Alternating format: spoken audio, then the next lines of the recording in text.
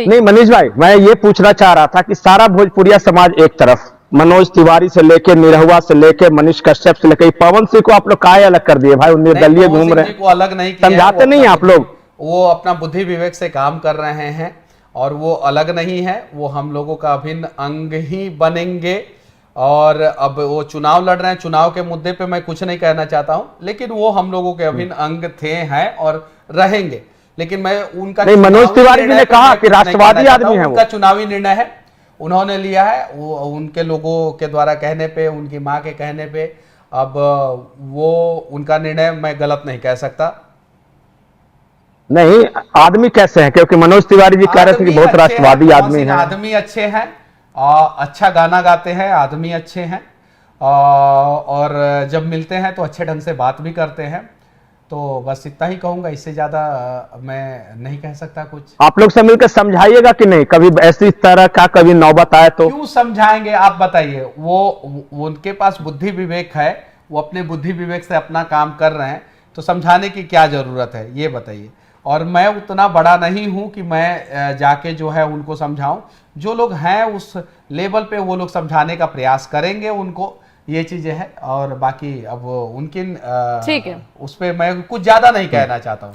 सीढ़ी मिल गई है मनीष कश्यप, लेकिन काम आपको ही करना है। अब ये हवाई बातें जो बाकी नेता करते हैं, वो मनीष कश्यप से ना किसी को उम्मीद है, ना हम उम्मीद करते। मैंने भी आपके कई इंटरव्यूज कर लिए हैं, मैंने आपके बहुत वीडियोस देखे हैं जिनमें आप एक नेत्रहीन, एक छोटे से होल से बच्चे को दिख रहा था, नहीं दिखाई नहीं देता है, हल्का सा उसको आभास होता है, आभास होता है।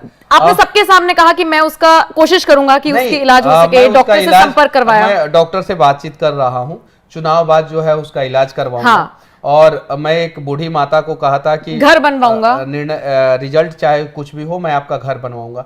और एक ही बूढ़ी माता का नहीं, लगभग 250 गरीब वैसे लोगों का मुझे घर बनवाना है प्रधानमंत्री आवास योजना के तहत।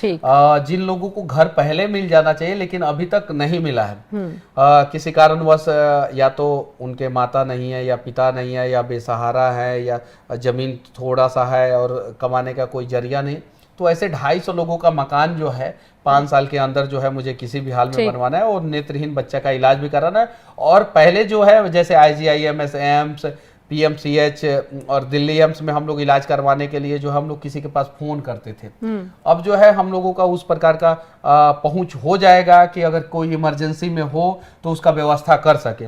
और चुनाव के बाद आप देखिएगा कि मैं अपने गांव से जो है एक मल्टी सुपर स्पेशलिस्ट जो लाइफ सेविंग एम्बुलेंस होता है ना, वो मैं अपने गांव से एक एम्बुलेंस शुरू करूंगा।